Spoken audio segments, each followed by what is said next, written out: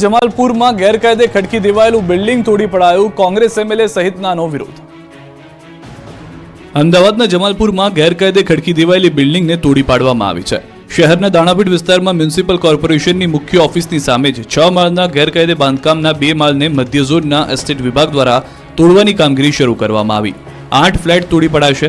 Salman avenue બિલ્ડિંગના 4 માળમાં લોકો રહે છે, જ્યારે 1 માળ હાલ ખાલી છે. ત્યારે એઆઈએમઆઈએમના 2 કોર્પોરેટર દ્વારા આસિસ્ટન્ટ મ્યુનિસિપલ કમિશનર મિલન શાહને ઘેરીને દબાણ રોકવાનો પ્રયાસ કરાયો. ઘટનાને પગલે એસપી, 2 પીઆઈ અને 100 થી વધુ પોલીસ જવાનો ચુસ્ત બંદોબસ્ત વચ્ચે હાલ ડિમોલિશન કાર્ય કરી રહ્યા છે. પુરાતત્વ વિભાગની ખોટી એનઓસી મેળવીને 6 વર્ષ પહેલા સલમાન એવન્યુ બિલ્ડિંગના 2 માળ ઊભા કરી દેવામાં આવ્યા હતા. 6 વખત બિલ્ડિંગને ગેરકાયદેસર બાંધકામ બાબતે સીલ કરી હોવા છતાં પણ તેનો વપરાશ ચાલુ રાખવામાં આવતા સવારે મધ્ય ઝોનના એસ્ટેટ વિભાગ દ્વારા 100 થી વધારે પોલીસ કર્મચારીઓ અને ફાયર બ્રિગેડના ચુસ્ત બંદોબસ્ત વચ્ચે મકાન ખાલી કરાવી પ્રક્રિયા શરૂ કરવામાં આવી હતી. જે દરમિયાન એક મહિલાની તબિયત ખરાબ થતા 108 મારફતે સારવાર માટે હોસ્પિટલ ખસેડવામાં આવ્યા છે. કામગીરી શરૂ કરવાની સાથે જમાલપુર વોર્ડના એઆઈએમઆઈએમના કોર્પોરેટર મુસ્તાક ખાદીવાલા અને જમાલપુર વિધાનસભા કોંગ્રેસના ધારાસભ્ય ઇમરાન ખેડાવાલા પણ સ્થળ પર ઉપસ્થિત રહ્યા હતા. 22મી ડિસેમ્બરે એસટીઆઈ વર્ગ 3ની ભરતીની પરીક્ષા 754 કેન્દ્ર પર લેવાશે પરીક્ષા. સ્ટેટ ટેક્સ ઇન્સ્પેક્ટર એટલે કે એસટીઆઈ વર્ગ 3ની ભરતી પરીક્ષાની તારીખ જાહેર કરવામાં આવી છે. જીપીએસસી દ્વારા 22 ડિસેમ્બરના રોજ એસટીઆઈ વર્ગ 3ની ભરતીની પરીક્ષા લેવાશે. 754 કેન્દ્ર પર પરીક્ષા લેવામાં આવશે. આ ભરતી પરીક્ષા માટે 1,85,000 ઉમેદવારોએ સંમતિપત્ર ભર્યા છે. પ્રથમવાર ઉમેદવારોને બાજુના જિલ્લામાં પરીક્ષા કેન્દ્રો ફાળવાયા છે. પરીક્ષા કેન્દ્રોમાં કોઈ ગરબડ ન થાય તે માટે આ નિર્ણય લેવાયો. વનરક્ષકની પરીક્ષામાં 2022માં ગેરરીતિ થઈ હતી. હવે કાળજી લેવા એસટીઆઈની પરીક્ષા અન્ય જિલ્લામાં લેવાનો નિર્ણય કરવામાં આવ્યો. સવારે 11 થી બપોરે 1 વાગ્યા સુધીનું 3 કલાકનું પેપર હશે. એસટીઆઈની પરીક્ષામાં પ્રવેશ પહેલા બાયોમેટ્રિક લેવામાં આવશે. ભવિષ્યમાં અન્ય પરીક્ષાઓમાં પણ બાયોમેટ્રિક લાવવામાં આવશે. દિવ્યાંગ ઉમેદવારોને ગ્રાઉન્ડ ફ્લોર પર પરીક્ષા આપવાની સગવડ કરાઈ છે. ઉમેદવારોની જરૂરિયાત મુજબ એસટી બસ વધારે મૂકવામાં આવશે. ભરૂચમાં 100 ફૂટ ઉપર સેફટી વગર કામ કરતા કારીગરો, જીવના જોખમે પાણીની ટાંકી પર કલર કામ. એને કઈ થઈ ગયું તો થઈ જવાય તો મરી જવાનું. શું કરવું? મળી જવાનું. એવું કોણ તો જિમ્મેદારી કોની? હું કની જિમ્મેદારી અમે કોઈ કહેવાની. તમે કોન્ટ્રાક્ટર છો? સાંભળ્યું તમે? કોન્ટ્રાક્ટરને માણસોના જીવની કોઈ કિંમત નથી. આ જોખમી દ્રશ્યો છે ભરૂચના. અહીં 100 ફૂટ કોઈ સેફટી વગર કારીગરો જીવના જોખમે કામ કરી રહ્યા છે, એ પણ પાણીના ટાંકા પર, અને તંત્રના પેટનું પાણી પણ હલતું નથી. ભરૂચ નગરપાલિકા અંતર્ગત ડુંગરી વિસ્તાર પાસે પાણીની ટાંકીનું નિર્માણ કાર્ય ચાલી રહ્યું છે, જેમાં કામદારો પોતાના જીવને જોખમમાં મૂકીને ટાંકી પર કલર કામ કરતા નજરે પડ્યા. આ કામદારો કોઈ પણ પ્રકારના સેફટી બેલ્ટ વગર કલર કામ કરી રહ્યા હતા. આ અંગે એક જાગૃત નાગરિકે સુપરવાઇઝરને સવાલ કર્યો તો તેણે જવાબ આપ્યો કે કામદારો મરતા હોય તો મરે. ત્યારે અહીં સવાલ એ થઈ રહ્યો છે કે આ કામદારો સાથે કોઈ દુર્ઘટના ઘટશે તો જવાબદાર કોણ? વલસાડના વધુ 2 ગુલ્લીબાજ શિક્ષકોનો પર્દાફાશ, 4 મહિનાથી ગેરહાજર હોવાનો ખુલાસો. વલસાડ તાલુકાના 2 ગામની પ્રાથમિક શાળામાં શિક્ષક તરીકે ફરજ બજાવતું એક શિક્ષક દંપતી છેલ્લા 4 મહિનાથી શાળામાં સતત ગેરહાજર રહેતા શાળામાં અભ્યાસ કરતા વિદ્યાર્થીઓનું ભણતર પણ અટકી ગયું છે. લોકોએ તપાસ કરતા આ બંને પતિ પત્ની શિક્ષક દંપતી માત્ર વોટ્સએપ પર મેસેજ કરી રજા પર ઉતરી વિદેશ જતા રહ્યા હોવાનું બહાર આવ્યું છે. વલસાડ તાલુકાના અંડરગોટા ગામની જિલ્લા પંચાયત શિક્ષણ સમિતિ દ્વારા સંચાલિત અંડરગોટા પ્રાથમિક શાળામાં આ શિક્ષકો નોકરી કરે છે. ધોરણ 6, 7 અને 8માં સંસ્કૃત અને ગુજરાતી વિષય ભણાવતા શિક્ષક ભાર્ગવકુમાર પંડ્યા છેલ્લા 4 મહિનાથી શાળામાં હાજર ન રહેતા પોલ ખુલી છે. આ અંગે શિક્ષણ વિભાગને રજૂઆત કરતા બાજુના ગામ ઓજારપાડ ફળિયાની પ્રાથમિક શાળાની શિક્ષિકા દ્રષ્ટિ પંડ્યા પણ સતત 4 મહિનાથી ગેરહાજર હોવાનું બહાર આવ્યું હતું. બંને પતિ પત્ની છે, જેઓ કોઈ પણ જાતની શિક્ષણ વિભાગને જાણ કર્યા વિના કે તેમની મંજૂરી વિના વિદેશ જતા રહ્યા હોવાનું બહાર આવ્યું છે. નોટિસનો પણ જવાબ નહીં આપતા હવે શિક્ષણ વિભાગ દ્વારા તેમના વિરુદ્ધ કાયદેસરની કાર્યવાહી હાથ ધરી છે.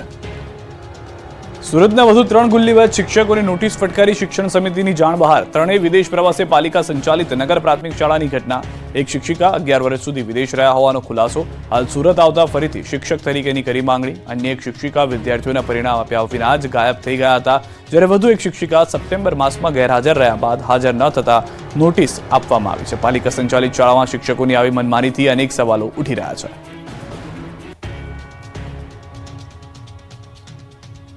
સત્તાધાર આપાગીગાના મહંત વિવાદમાં વિજય ભગતનો ઘટસ્ફોટ. જૂનાગઢમાં આપાગીગાની જગ્યા સત્તાધારના મહંત વિજય ભગતનો વિવાદ શમવાનું નામ નથી લઈ રહ્યો. સત્તાધાર વિવાદમાં હવે મેંદરડાના ખાકીમઢીના મહંતની એન્ટ્રી થઈ. સુખરામદાસ બાપુ વિજય બાપુના સમર્થનમાં આવ્યા. સુખરામ બાપુએ વિજય બાપુ પરના આક્ષેપોને ફગાવ્યા. સાથે જ આવી પવિત્ર જગ્યાને કેટલાક લોકો બદનામ કરી રહ્યા હોવાનો દાવો કર્યો. સત્તાધારને બદનામ કરતા ખોટા નિવેદનો ન કરવાની બાપુએ ચેતવણી પણ આપી. સત્તાધારના મહંત વિજય ભગત પર તેમના ભાઈ નીતિન ચાવડાએ વ્યાભિચાર સહિતના ગંભીર આક્ષેપો કર્યા છે. જોકે વિજય ભગતે આ આક્ષેપોને ફગાવ્યા છે અને સમાજને ગેરમાર્ગે દોરવામાં આવી રહ્યો હોવાનું નિવેદન આપ્યું. બીજી તરફ સમગ્ર વિવાદ મામલે ભાવનગરમાં નીતિન ચાવડાના ઘરે વિસાવદર પોલીસ નિવેદન માટે પહોંચી હતી. નીતિન ચાવડાનું નિવેદન લીધું છે, જેના ગંભીર આક્ષેપોથી ચકચાર મચી છે. એ અપેક્ષા છે કે એના બધા ગોરખધંધા બંધ કરી દે, ધાકધમકા પણ બંધ કરી દે. એની દુઃખતી રક મારી પાસે ઘણી બધી છે. એના જે કૌભાંડો મારી ભેગો 14 વર્ષ રહ્યો છે માણા, મેં એને જ ભણાવ્યો છે. એ પાયા વિહોણા આક્ષેપો છે, એકદમ પ્રલોભન અને એને કઈક લાલચ છે, કઈ પણ એ સમય જતા અમે આપશું. સત્તાધારને જે લોકો બદનામ કરવાની કોશિશ કરી રહ્યા છે ને, એ લોકોને અમે વિનંતી કરીએ છીએ કે તમે આસ્થાને સાથે ચેડા ના કરો. વડોદરા પાસેથી ગેસ રિફિલિંગ કૌભાંડ ઝડપાયું. સુપરવાઇઝર અને માલિક સહિત 10ની ધરપકડ. વડોદરાના રણોલી વિસ્તારમાંથી પોલીસે ગેસ રિફિલિંગ કૌભાંડનો પર્દાફાશ કરી 10 જણને ઝડપી પાડ્યા છે. રણોલી ખાતે ઇન્ડિયન ગેસ એજન્સીના ગોડાઉનની યાર્ડમાં ચાલતું હતું કૌભાંડ. શ્રીનાથજી ભારત ગેસ એજન્સીના સુપરવાઇઝર અને અન્ય કેટલાક લોકો કમર્શિયલ ગેસ સિલિન્ડરમાંથી પાઇપ વડે ગેસ કાઢી ખાલી બોટલો ભરતા.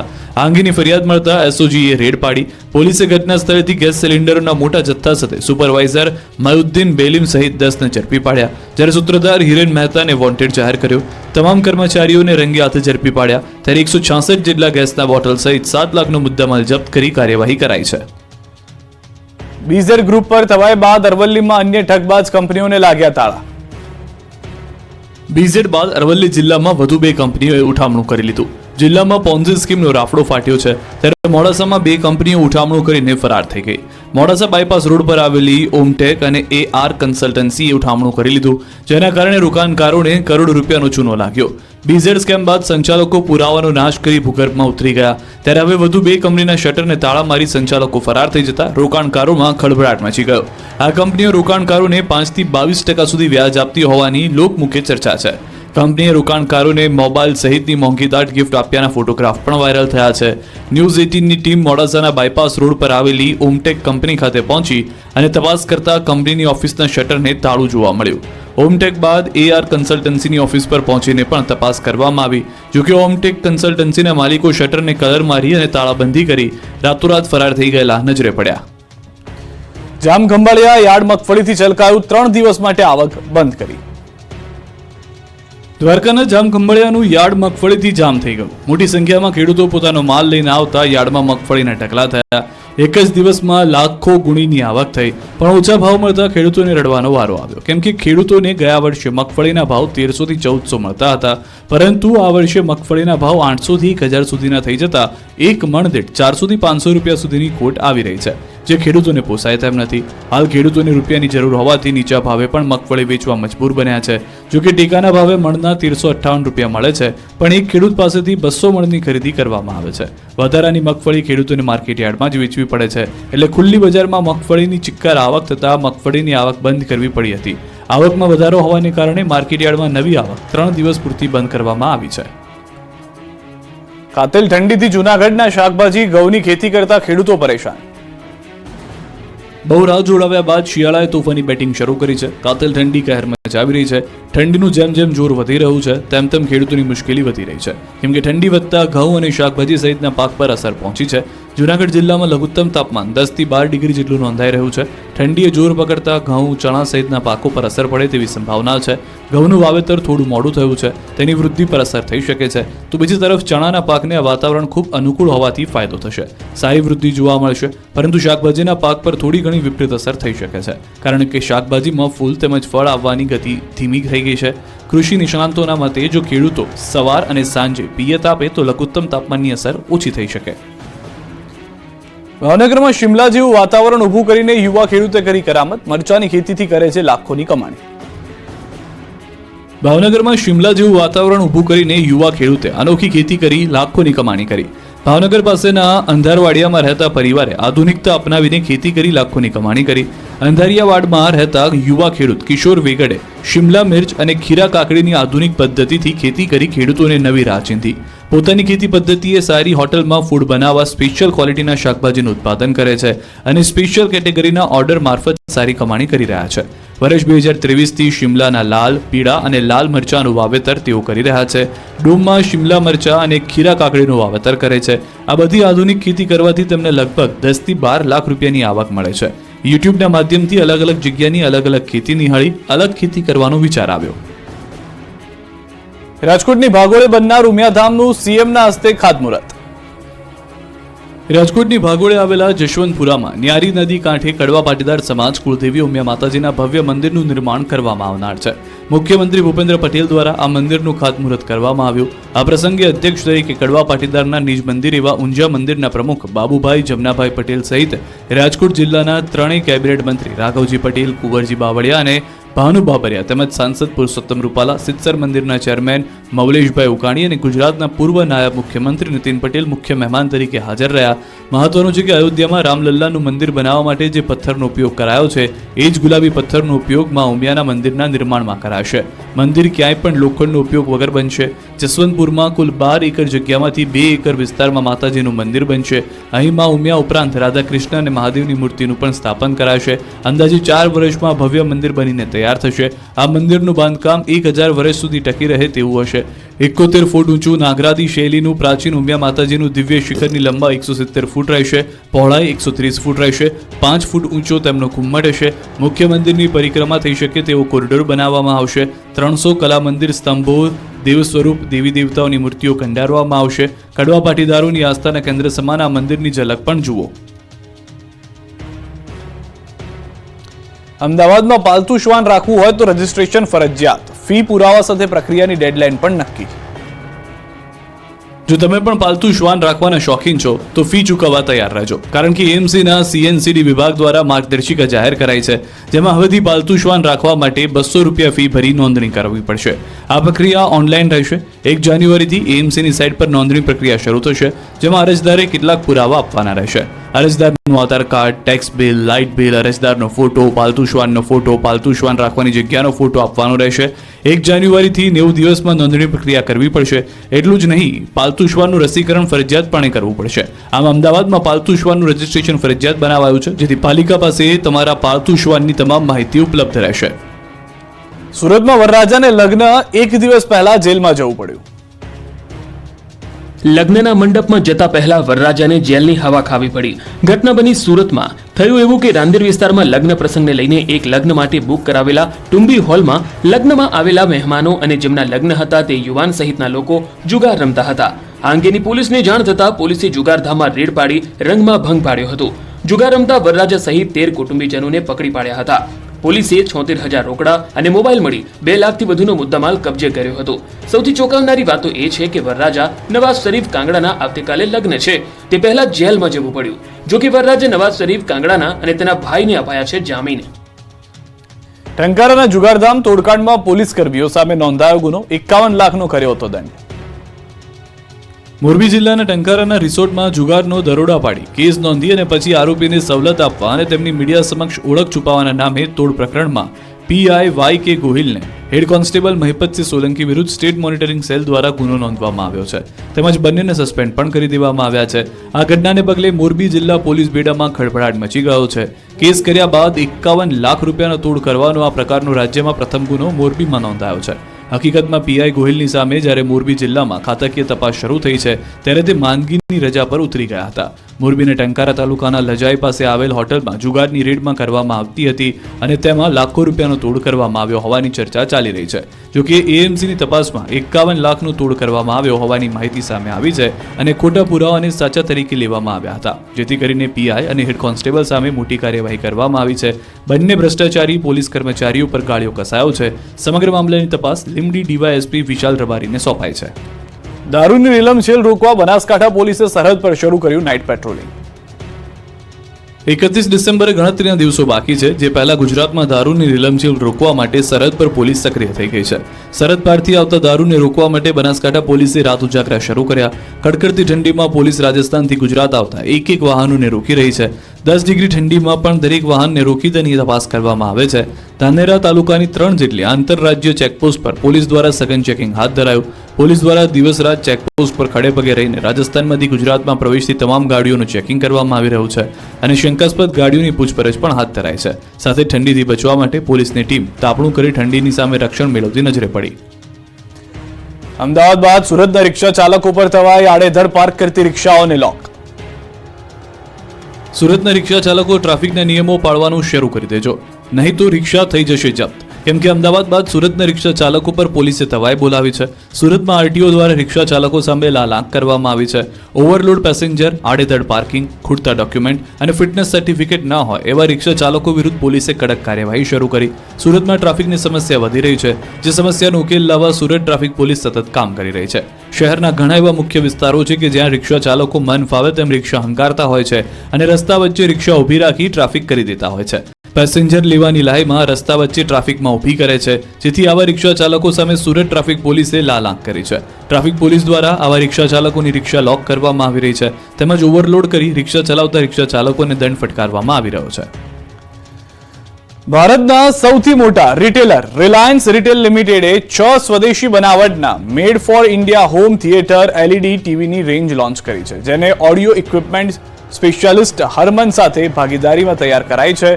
BPL બ્રાન્ડ હેઠળ લોન્ચ કરાયેલા આ ટીવીને ખાસ બનાવટના સ્પીકર મોડ્યુલ્સ દ્વારા સર્વોત્તમ ઓડિયો અનુભૂતિની પ્રાપ્તિ માટે તૈયાર કરાયેલા છે. બજારમાં high quality, high definition digital સામગ્રીને જે તેજ ગતિએ ફેલાવો થઈ રહ્યો છે, તેને કારણે ઉપભોક્તાઓ પણ એવા ટીવીને શોધી રહ્યા છે કે જે અભૂતપૂર્વ ઓડિયો આઉટપુટ અને રસ તરબોળ કરી દે અને તેવી પિક્ચર ક્વોલિટી દ્વારા એક નવીનતમ મનોરંજનની અનુભૂતિ પૂરી પાડે. રિલાયન્સ રિટેલે હરમનના સહકારથી તેની પ્રાયોરિટરી ઓડિયો FX ટ્યુનિંગ સોફ્ટવેર દ્વારા તદ્દન નવી BPL હોમ થિયેટર રેન્જને લોન્ચ કરી છે. આ રેન્જને 4 AI અલ્ગોરિધમની શક્તિ પ્રાપ્ત છે, જે બહોળા ફલકનો ઓડિયો પૂરો પાડવા સુસંગત રીતે કામ કરે છે. આ ઉપરાંત તે અસાધારણ ક્લેરિટી સાથે નાનામાં નાના દ્રશ્યોને પણ કેપ્ચર કરી દેખાડે છે.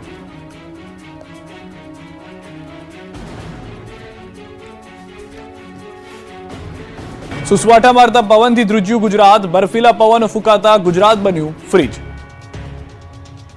ગુજરાતમાં કાતિલ ઠંડીનું મોજું ફરી વળ્યું છે. સૌરાષ્ટ્રથી લઈ કચ્છ અને ઉત્તર ગુજરાતને લઈને દક્ષિણ ગુજરાત સુધી બર્ફીલા પવન ફૂંકાતા આખું ગુજરાત જાણે ફ્રીજ બની ગયું છે. ગુજરાતમાં શિયાળાએ એક અઠવાડિયાથી એવો અડીંગો જમાવ્યો છે કે ગુજરાતીઓ થરથર ધ્રુજવા લાગ્યા છે. રાજ્યભરમાં ઠંડીની સાથે ઉત્તર તરફથી ફૂંકાતા બર્ફીલા પવનને કારણે લોકો ઠૂઠવાઈ ગયા છે. હાર થીજવતી ઠંડીના કારણે રીતસરનું ગુજરાત ધ્રુજી ગયું છે. ઠંડા પવનોથી થથરી ગયા ગુજરાતીઓ, જાણે કાશ્મીર બની ગયું હોય તે રીતે શિયાળાએ બરાબરની જમાવટ કરી છે. મોટાભાગના શહેરોમાં પારો 12 ડિગ્રીથી નીચે પહોંચી ગયો. સતત ઝડપી ગતિએ પવન ફૂંકાતા મહત્તમ તાપમાનમાં ઘટાડો થયો. સતત ત્રીજા દિવસે નલિયા અને રાજકોટમાં સૌથી ઓછું લઘુત્તમ તાપમાન નોંધાયું. નલિયામાં 8 ડિગ્રી, રાજકોટમાં 9.8 ડિગ્રી, પાટણના રાધનપુરમાં 9.4 ડિગ્રી, પાટણમાં 10.1 ડિગ્રી, નર્મદામાં 10.6 ડિગ્રી, મહીસાગરના લુણાવાડામાં 10.5 ડિગ્રી, મહેસાણાના જગુદણમાં 11.3 ડિગ્રી, દાહોદમાં 11.5 ડિગ્રી, અંબાજી મંદિર ખાતે 11.6 ડિગ્રી તાપમાન નોંધાયું છે. તો અમદાવાદ તો જાણે હિલ સ્ટેશન બની ગયું. શહેરમાં વહેલી સવારથી જ ઉત્તર અને ઉત્તર પૂર્વ દિશા તરફથી પવન ફૂંકાઈ રહ્યા છે, જેની ગતિ 15 થી 20 કિલોમીટર પ્રતિ કલાકની ઝડપ છે અને વધુ તેજ પવન ફૂંકાતા આ ગતિ 25 કિલોમીટર પ્રતિ કલાક સુધી પણ પહોંચી શકે છે. વહેલી સવારથી જ ઠંડા પવન ફૂંકાતા પારો 13 ડિગ્રીએ પહોંચી ગયો હતો. હજુ અઠવાડિયું કાતિલ ઠંડીમાં ઠૂઠવા માટે તૈયાર રહેવું પડશે, એટલે ગરમ વસ્ત્રોમાં લપેટાયેલા જ રહેજો. આ તરફ હિલ સ્ટેશન માઉન્ટ આબુમાં કાતિલ ઠંડીએ કહેર વર્તાવ્યો. માઉન્ટ આબુમાં તાપમાનનો પારો -5 ડિગ્રીએ પહોંચ્યો. માઉન્ટ આબુમાં અનેક સ્થળોએ બરફની સફેદ ચાદર છવાઈ. પાર્ક કરેલી કાર ઉપર પણ બરફના થર જામ્યા. આ બરફના થરને કાર પરથી હટાવતા સહેલાણીઓના વિડીયો સોશિયલ મીડિયામાં વાયરલ થયા. ત્યારે માઉન્ટ આબુમાં મોટી સંખ્યામાં પહોંચી રહેલા પ્રવાસીઓએ ફૂલ ગુલાબી ઠંડીની મજા માણી. ત્યારે આબુમાં તાપમાનનો પારો ગગડતા ગુજરાતના સહેલાણીઓ મોટી સંખ્યામાં પહોંચ્યા હતા. જોકે સતત માઉન્ટમાં તાપમાનનો પારો ગગડતા સ્થાનિક લોકોના જનજીવન પર કાતિલ ઠંડીની માઠી અસર થઈ. ઉત્તર ગુજરાત બન્યું નકલી ખાદ્ય તીજોનું એપી સેન્ટર, નકલી ઘી અને નકલી વરિયાળી પકડાઈ. નકલી વસ્તુઓની ભરમાર વચ્ચે હવે ઉત્તર ગુજરાતનું મહેસાણા હોય કે કડી, બનાસકાંઠા હોય કે પાટણ, બધા જ શહેરો જાણે નકલી વસ્તુઓના એપી સેન્ટર બની ગયા છે. કૌભાંડનું ઝોન બની ગયેલા ઉત્તર ગુજરાતમાં હવે નકલી વસ્તુનો રાફડો ફાટ્યો છે. લોકોના સ્વાસ્થ્ય સાથે ચેડા કરતા માફિયાઓએ માજા મૂકી છે. 2 રૂપિયા કમાવાની લાલચમાં નકલીનો ખેલ કરતા લોકો પર તંત્રએ તવાઈ બોલાવી છે. પાટણમાં ઘીના સેમ્પલ ફેલ નીકળ્યા છે. પાટણના સિદ્ધપુર જીઆઈડીસીમાંથી પકડાયેલા ઘીના નમૂનાના પૃથ્થકરણમાં મોટો ખુલાસો થયો છે. આ ઘીના નમૂના ફેલ થયા છે. અગાઉ 5500 કિલો ઘીનો જથ્થો ફૂડ એન્ડ ડ્રગ્સની ટીમે ઝડપી પાડ્યો. 16.50 લાખની કિંમતનો ઘીનો જથ્થો સીઝ કર્યો. 4 માસ અગાઉ ઝડપાયો હતો ઘીનો જથ્થો. ઘીમાંથી વેજીટેબલ ઓઇલની ભેળસેળ મળી આવી. ડેરીવાલા ફાર્મ પ્રોડક્ટ નામની ફેક્ટરીમાં બનતું હતું ભેળસેળવાળું ઘી પકડાયું હતું. ભેળસેળવાળું ઘી હોવાનો રિપોર્ટ આવતા ફેક્ટરી માલિક સામે કાર્યવાહી કરાશે. તો મહેસાણાના ઊંઝામાંથી અખાદ્ય વરિયાળીનો જથ્થો પકડાયો છે. ખાસ વાત એ છે કે આ વરિયાળી પર લીલો રંગ ચડાવાતો હતો. વરિયાળી પર લીલો રંગ ચડાવતી એક આખી ફેક્ટરી પકડાઈ છે.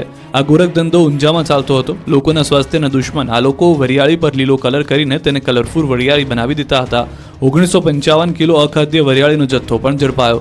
કીર્તિ ટ્રેડિંગ નામને ચાલતી આ ફેક્ટરીમાંથી અત્યાર સુધીમાં કેટલી વરિયાળીનું વેચાણ થયું છે તેની પણ તપાસ શરૂ કરાઈ છે.